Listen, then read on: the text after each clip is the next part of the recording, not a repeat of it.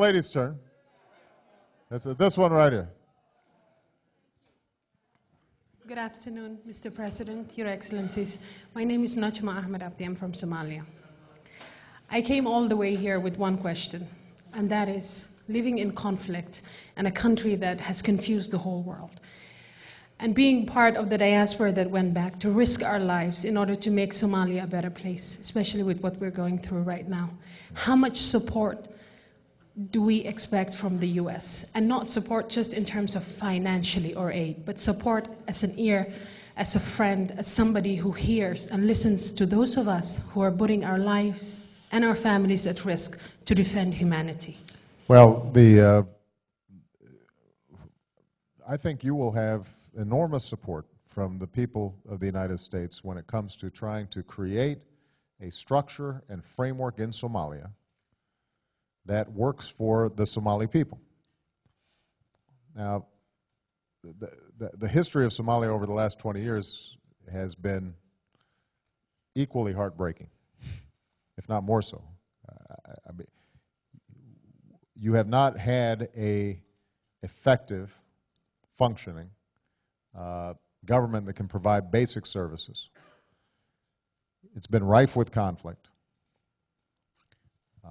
And now the entire region is threatened because of radical extremists who have taken root in Somalia, taking advantage of what they perceive to be a failing state, to use that as a base to launch attacks, most recently in Uganda.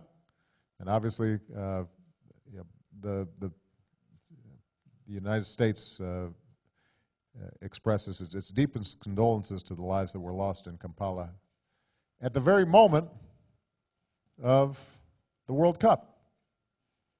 And it offered two contrasting visions. You have this wonderful, joyous celebration in South Africa at the same time as you have a terrorist explosion in Kampala.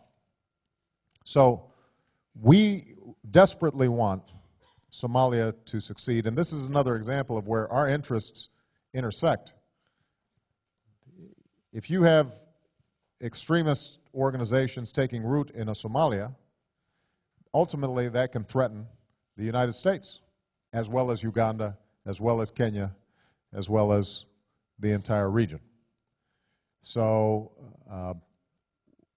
right now you've got a transitional government that is making some efforts. I don't think anybody expects Somalia anytime in the next few years to suddenly be transformed into a model democracy.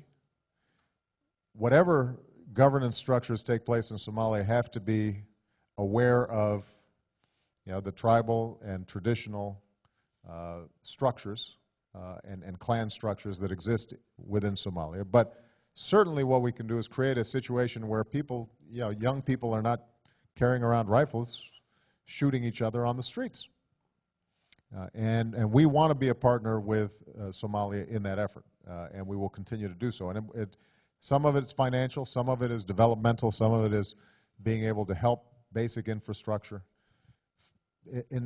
In some cases, we may try to find a portion of the country that is relatively stable and start work there to create a model that the rest of the country can then look at and say, this is a different path than the one that we're taking right now. But in the end, I think that this metaphor of the success of the World Cup and the bombing shows that each of you are going to be confronted with two paths. Now, there's going to be a path that takes us into a direction of more conflict, more bloodshed, less economic development, continued poverty, even as the rest of the world races ahead, or there's a vision in which people come together for the betterment and development of their own country.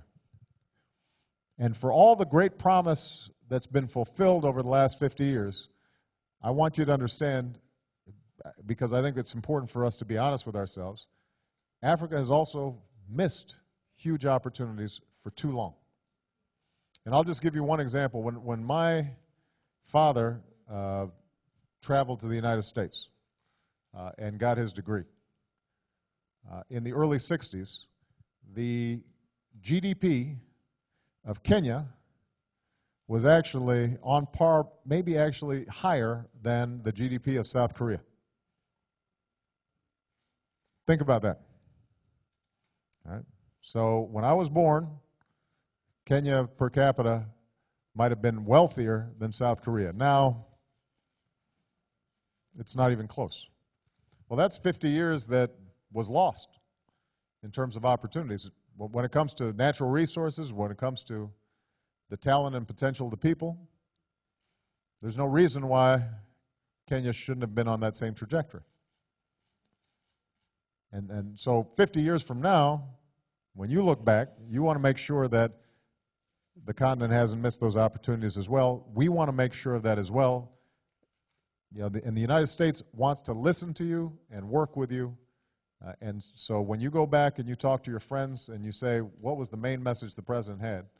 We are rooting for your success, and we want to work with you to achieve that success. But ultimately, success is going to